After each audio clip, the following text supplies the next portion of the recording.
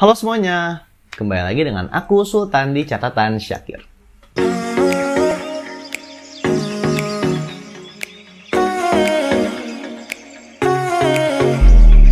Gimana kabarnya? Semoga kalian semua selalu dalam keadaan sehat ya. Gak kerasa gak sih kita udah lama gak ketemu? Kira-kira terakhir tuh kita ketemu di bulan puasa, ya gak sih? Jadi setelah video waktu bulan puasa itu, aku dan keluarga ada beberapa urusan sehingga aku gak ada waktu dan gak sempat buat upload atau bikin video ke YouTube. Jadi aku mau ngucapin mohon maaf ke teman-teman semua karena aku baru upload lagi setelah sekian lamanya menghilang tanpa ada alasan yang jelas. Insya Allah untuk kedepannya, aku akan lebih giat dan lebih rajin lagi untuk buat konten sehingga teman-teman semua akan tetap teredukasi dengan pengalaman-pengalaman mengenai diabetes yang aku alami. Oke. By the way, akhir-akhir ini aku sering banget tuh dapat kabar duka dari teman-teman diabetesi dan masalah utamanya tuh selalu tentang KAD.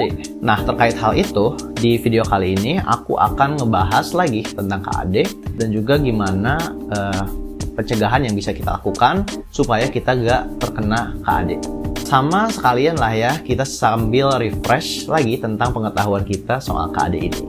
Let's go! Sebelumnya ada yang masih ingat gak apa itu KAD? Ya, KAD atau ketoasidosis diabetikum itu merupakan suatu kondisi yang disebabkan oleh tingginya kadar keton di dalam tubuh kita. Penumpukan keton di dalam tubuh kita itu bisa terjadi karena tubuh kita itu berusaha untuk menyediakan energi yang cukup untuk fungsi tubuh kita. Nah, seharusnya itu kan ada glukosa yang bertugas sebagai sumber energi utama di tubuh.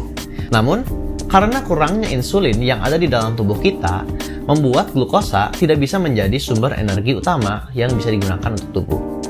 Nah, untuk mengatasi hal tersebut, hati kita akan menggunakan lemak sebagai sumber energi alternatif. Dari proses itu, nantinya akan menghasilkan senyawa asam yang kita sebut sebagai keton. Kalau proses itu terjadi secara terus-menerus, maka penumpukan keton di dalam darah itu akan terjadi. Nah, dan itulah yang menyebabkan KAD terjadi. Jelas kan? Aku sendiri alhamdulillah belum pernah kena KAD. Tapi karena KAD ini bukanlah suatu permasalahan yang sepele, jadi aku gak akan bosan untuk selalu ingetin semuanya. Dampak dari KAD itu sendiri sebetulnya sangat bahaya, apalagi kalau kita sampai terlambat untuk menindaklanjutinya ke dokter. Bahkan beberapa kali aku tuh suka dengar kabar duka dari teman-teman diabetesi yang harus berpulang. Kadang kalau kita dengar kabar duka seperti ini tuh rasanya gimana ya? Campur aduk gitu. Tapi gak apa-apa, kita harus stay strong dan tetap mengontrol diabetes ini. Biar tetap stay strong, di sini aku akan bagikan beberapa tips dan saran yang mungkin teman-teman bisa terapkan untuk mencegah terjadinya KAD ini. Check this out. Secara garis besar, untuk mencegah KAD, kita harus tetap menjaga kadar gula darah kita di batas normalnya. Yaitu dengan cara, pertama, diet seimbang dan teratur.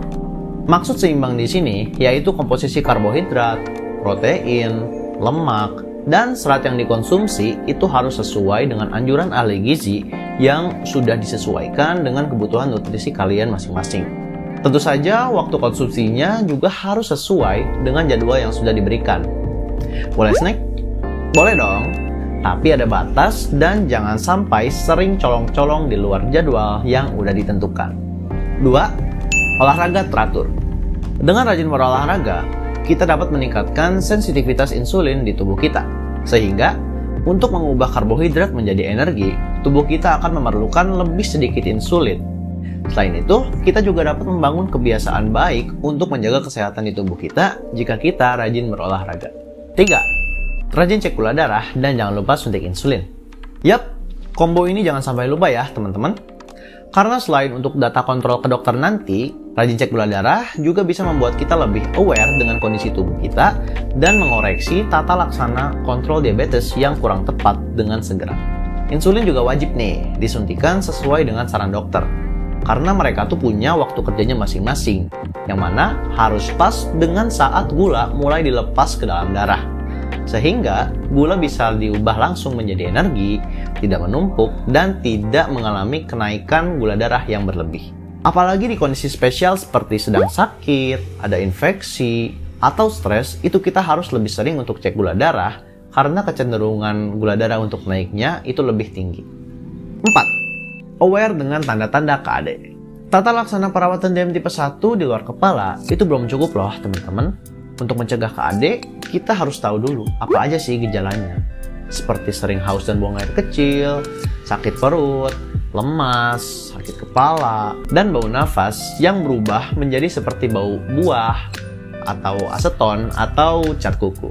Kalau gejala-gejala seperti tadi yang aku sebutkan udah muncul, segeralah untuk periksa ke dokter ya teman-teman, supaya bisa ditangani dengan tepat. Nah, itu dia beberapa tips dan saran yang bisa aku berikan ke kalian semua untuk mencegah terjadinya KAD. Semoga manfaatnya bisa diambil dan diterapkan untuk kedepannya ya. Selalu jaga kesehatan dan gula darah kalian tetap stabil ya. And see you in the next video.